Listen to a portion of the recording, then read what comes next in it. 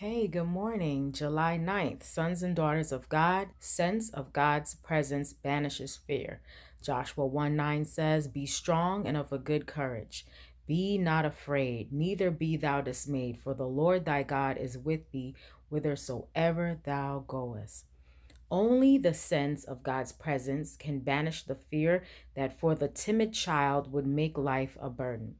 Let him fix in his memory the promise, the angel of the Lord encampeth round about them that fear him and delivereth them. Let him read that wonderful story of Elisha in the mountain city, and between him and the host of armed foemen, a mighty encircling hand of heavenly angels. Let him read how to Peter in prison and condemned to death, God's angel appeared.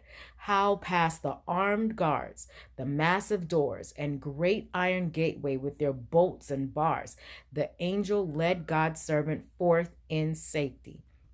Let him read of that scene on the sea when to the tempest-tossed soldiers and seamen, worn with labor and watching and long fasting, Paul the prisoner on his way to trial and execution spoke those grand words of courage and hope.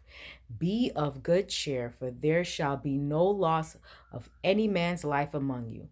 For there stood by me this night the angel of God, whose I am and whom I serve, saying, Fear not, Paul, thou must be brought before Caesar. And lo, God hath given thee all them that sail with thee. In the faith of this promise, Paul assured his companions, There shall not a hair fall from the head of any of you. So it came to pass, because there was in that ship one man through whom God could work. The whole shipload of heathen soldiers and sailors were preserved because of one man. Let the self-distrustful, whose lack of self-reliance leads them to shrink from care and responsibility, be taught reliance upon God.